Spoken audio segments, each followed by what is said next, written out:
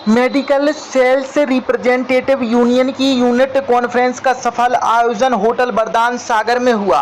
सम्मेलन की शुरुआत यूनियन के अध्यक्ष कोमनादी रावत द्वारा अध्यक्षीय अभिभाषण से हुई। इसके पश्चात सचिव कामरेड अभिषेक आनंद दुबे ने सचिवीय रिपोर्ट एवं कोषाध्यक्ष कामनवीन एटोरिया ने कोषाध्यक्षीय रिपोर्ट प्रस्तुत की। अधिवेशन में प्रदेश से पधारे महासचिव कोम अनुराग सक्सेना ने मेडिकल रिप्रेजेंटेटिव्स के शोषण, कंपनियों की दमनकारी नीतियों और दावों पर जीएसटी कम होने पर विस्तृत चर्चा की।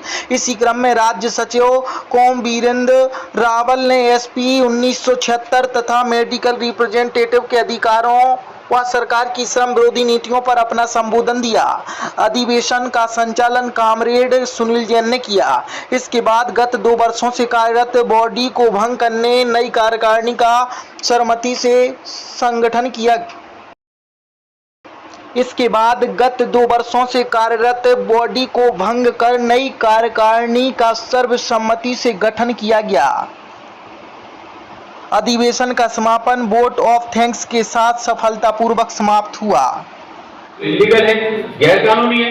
अगर आप डिवाइस को बंद करके भी रख देंगे, अगर जीपीआरएस इनेबल्ड डिवाइस है उसको बंद करके भी रख देंगे तो भी लोकेशन आपकी जाती रहेगी।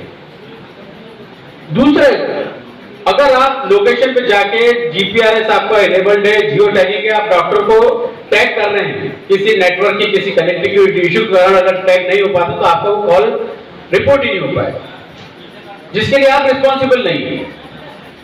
तरह तरह के नए नए फॉर्मेट उसमें टैग कर दिए जा रहे हैं। अगर वो RCP8 फॉर्मेट आपने नहीं भरा तो आपकी रिपोर्ट मध्य प्रदेश का स्टेट कॉन्फ्रेंस होने जा रहा है।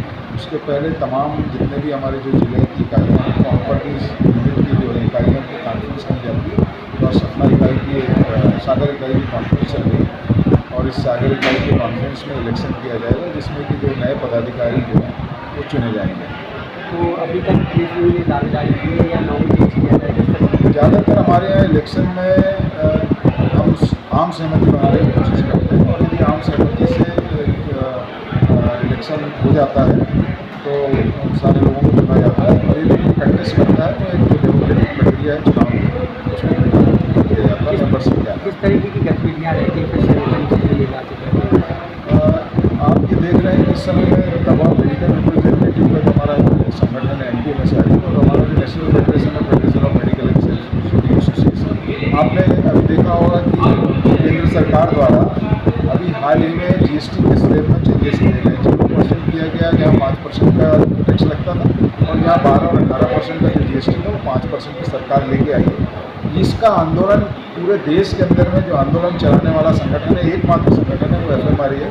देश के कोने कोने में लगभग हमारे 350 इकाइयाँ हैं और लगभग इतनी सैटेलाइट इकाइयाँ हैं। उनके माध्यम से हम लोगों ने सरकार का दबाव बनाया और आज उसका परिणाम है कि देश की 140 करोड़ जनता को जो है टैक्स के जो GST के स्लैब है उसका फ़ायदा आने वाले समय में दवाइयों के कम दामों में के रूप में मिलेगा। इसके साथ साथ में जो महत्वपूर्ण मुद्दे हैं खासतौर पर मेडिकल रिप्रेजेंटेटिव और दवा प्रतिनिधि, जैसे विस्तार के महत्वपूर्ण जो सवाल है कि जो सेल्स प्रमोशन का जो उद्योग है जिसमें मेडिकल रिप्रेजेंटेटिव काम करते हैं, इस केंद्र सरकार के द्वारा 1982 में ID एक्ट में अमेंडमेंट किया गया था कि इंडस्ट्री की परिभाषा में जो सेल्स प्रमोशन में काम करने वाले जो दवा प्रतिनिधि हैं उनको शामिल किया जाएगा।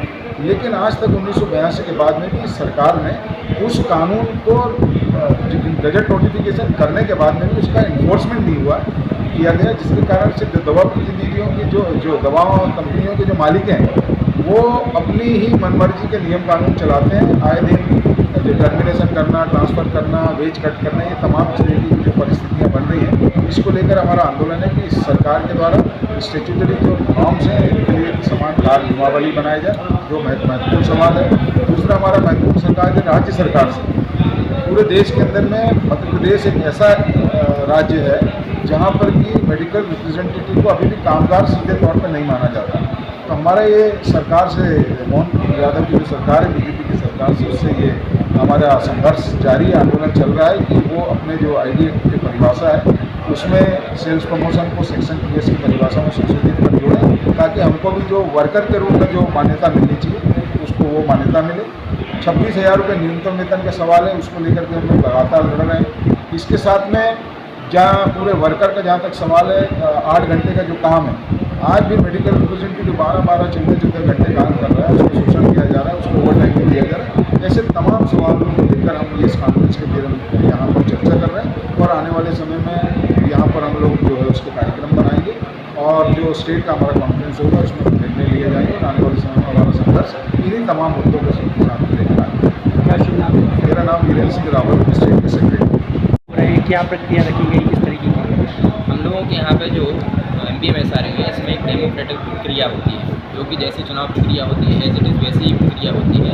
इसमें जो हम लोगों के साथी हैं उस साथियों के साथ एक लीडरशिप आती है, जिसमें प्रेसिडेंट, सेक्रेटरी, उसकी पूरी बॉडी होती है, वर्किंग कमेटी मेंबर होती है और वो सभी साथी आके अपनी बॉडी को प्रपोज करते हैं। प्रपोज करने के बाद वो फाइनलाइज होने के बाद फिर वो इलेक्शन होने के बाद बनते हैं। कितने सदस्य हैं इसमें? अभी हमारे यहाँ पे 26 सदस्य हैं, हमारी लीडरशिप में टोटल 26 सदस्य हैं और ओवरऑल हमारे पास 400 मेंबर हैं जो रजिस्टर्ड हैं मेडिकल सेल्स रिप्रेजेंटेटिव यूनियन सागर। उनको भी मतलब उनके भी मत लिया जाएगा? हाँ, उनका सभी का मत लिया जाता है। ये जो प्रक्रिया है ये ऐसा नहीं है कि कोई अपनी प्रक्रिया अपनी बॉडी जो उसको यहाँ पे थोप दे। यहाँ पे जो होता है ये सभी के आपसी सहमति से ये जो यूनिट लीडरशिप होती है वो आती है। उनका कार्यावधि क्या रहेगी जो निर्वाचित? 2 साल तक, ये अगले सितंबर 2027 तक यही बॉडी रहेगी। क्या शुभ नाम लिखते हैं, किस पद पे? अभिषेक आनंद दुबे, मैं सागर यूनिट का सेक्रेटरी।